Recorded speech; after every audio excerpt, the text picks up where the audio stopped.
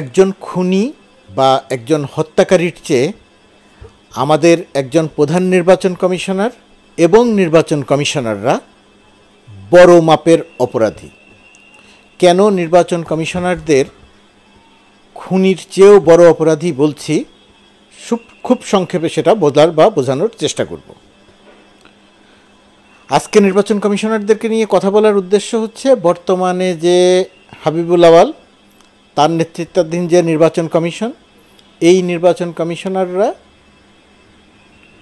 সকালবেলা 12টার দিকে সংবাদ সম্মেলন করে সম্ভবত তারা পদত্যাগের ঘোষণা দেবেন।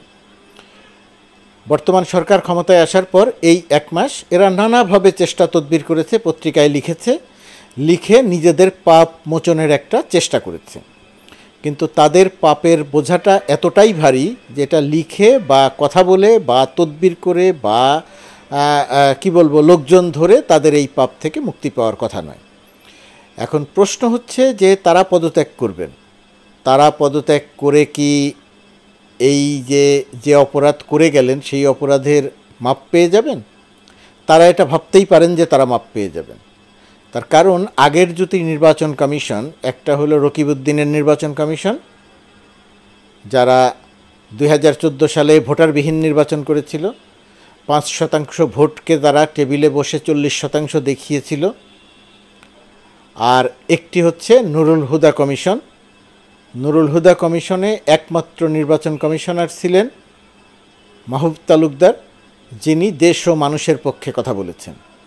আর এর বাইরে নুরুল হুদা সহ আরও যে 4 জন নির্বাচন কমিশনার ছিলেন তারা সরকারের তল্পিবাহকের ভূমিকায় অবতীর্ণ ছিলেন। তারা দিনের ভোট রাতে করেছিলেন, রাতে নির্বাচন করে সরকারকে ক্ষমতায় রেখেছিলেন। তো এই কাজী হাবিবুল আওয়াল 2024-এ ভোটারবিহীন নির্বাচনকে ভোটারের নির্বাচনের একটা পরিচিতি দিয়েছেন এবং সরকারের তল্পিবাহক, সরকারের তোষামতকারী, সরকারের লেজুর ভিত্তি, সরকারের আজ্ঞাবহ, যা কিছুই বলি না কেন সবই তার ক্ষেত্রে বলা যায়। এখন প্রশ্ন হচ্ছে এই নির্বাচন কমিশনার বা নির্বাচন কমিশনাররা কালকে হয়তো পদত্যাগ করে বিদায় নিচ্ছেন। এখন বিদায় নেয়ার পরে কি?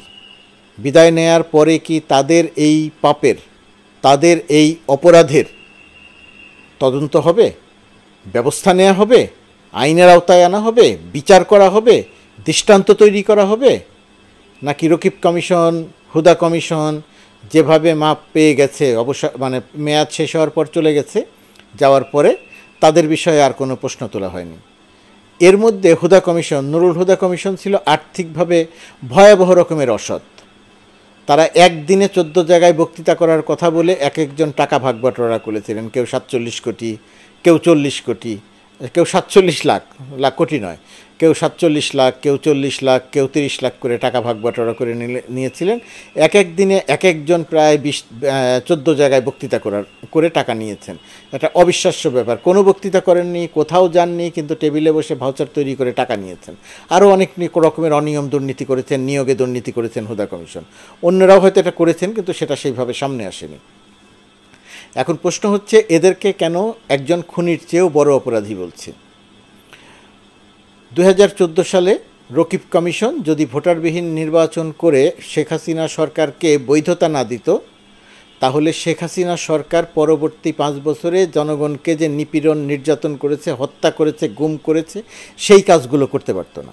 অর্থাৎ হুদা কমিশন তাদেরকে শেখ হাসিনা সরকারকে বৈধতা দিয়েছে। দেশের মানুষ ভোট দেয়নি, কিন্তু রকিব কমিশন, হুদা নয়, রকিব কমিশন শেখ হাসিনা সরকারকে বৈধতা দিয়েছে, ভোটারবিহীন নির্বাচনকে ভোটারের নির্বাচনে পরিণত করেছে।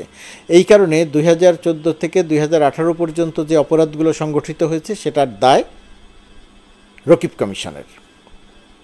এই কারণে ওই সময়ের গুম, ওই সময়ের হত্যাকাণ্ডগুলোর দায় রকিবের ওপরেও পড়ে। 2018 সালে হুদা কমিশন দিনের বেলার ভোট রাতের বেলা করে শেখ হাসিনাকে ক্ষমতায় রেখেছেন। শেখ হাসিনা যে দানবীয় স্বৈরাচারে পরিণত হয়ে গিয়েছিলেন তার প্রধানতম কারণ হচ্ছে হুদা কমিশন।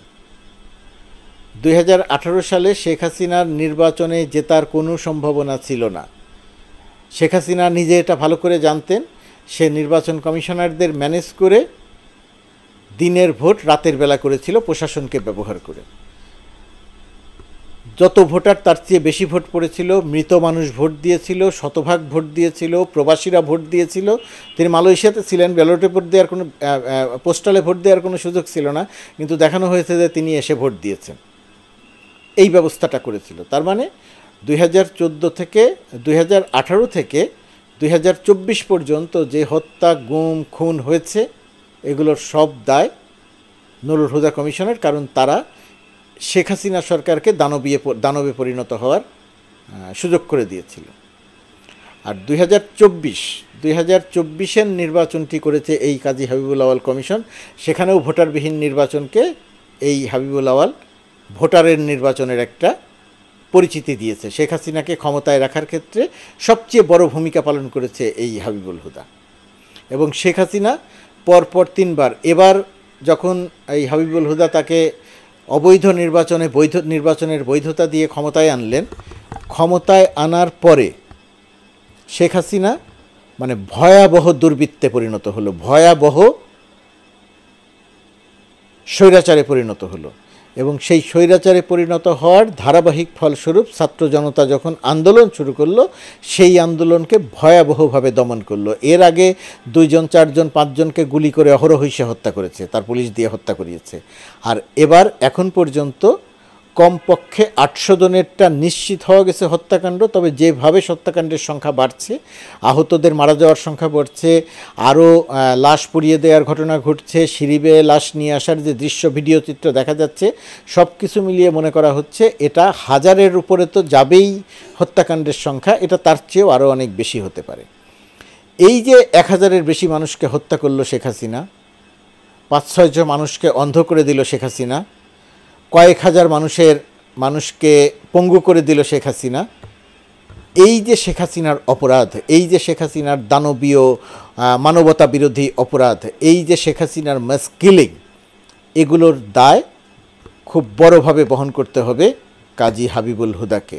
সে যদি নির্বাচনটিকে শেখ হাসিনার চাওয়া অনুযায়ী ভোটারবিহীন নির্বাচনকে ভোটারের নির্বাচনে পরিচিতি না দিত, সে যদি নির্বাচনটাকে একটা সুষ্ঠু নির্বাচন করতে চাইতো, তাহলে শেখ হাসিনা এই হত্যাকাণ্ড, এই মানবতা বিরোধী অপরাধ করার সুযোগ পেত না। সেই কারণে এই যে এবারে যে হত্যাকাণ্ডটা ঘটল ছাত্র জনতার আন্দোলনে, এই হত্যাকাণ্ডের দায় অবশ্যই কাজী হাবিবুল হুদা সহ নির্বাচন কমিশনারদেরকে নিতে হবে, তাদেরকে বিচারের আওতায় আনতে হবে।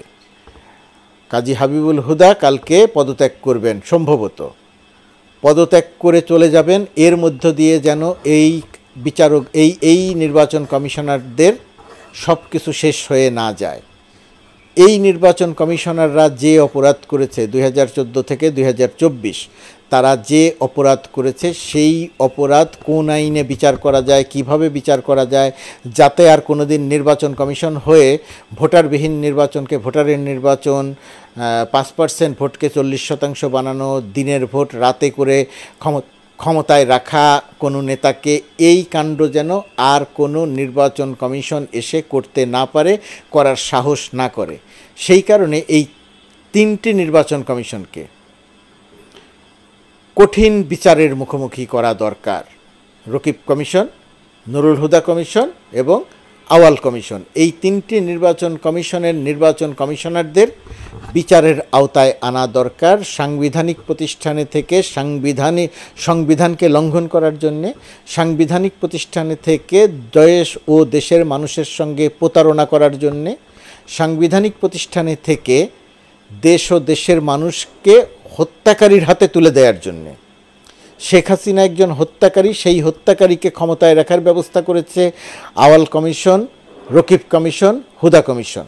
সেই কারণে এই হত্যাকাণ্ড সহ এই অবৈধভাবে ক্ষমতায় রাখা, এই কারণে এই নির্বাচন কমিশনারদের রকিব, নুরুল হুদা এবং আওয়াল, এই 3টি কমিশনের দৃষ্টান্তমূলক বিচার হওয়া দরকার। কোন আইনে বিচার হবে, কিভাবে বিচার হবে, এটা দেশে বহু বিচারক আছেন, বহু আইনজীবী আছেন, তারা পরামর্শ দিবেন, তাদের পরামর্শ নিয়ে বিচারটি করতে হবে। দৃষ্টান্ত তৈরি করার জন্য অবশ্যই বিচার করা দরকার। ডক্টর ইউনূসের সরকারের কাছে প্রত্যাশা, বহু কাজ তাদের, অগোছালো দেশ, কিন্তু তার মধ্যেও এই নির্বাচন কমিশনাররা যেন কোনোভাবে মাপ পেয়ে না যায়। 2014 রকিব যেন মাপ না পায়, 2018 নুরুল হুদা যেন মাপ না পায়, 2024 হাবিবুল আওয়াল যেন মাপ না পায়। দৃষ্টান্ত তৈরি করেন, কেউ যাতে আর এই দুঃসাহস না দেখায়, জনগণের সঙ্গে যাতে কেউ প্রতারণা করার সাহস না করে।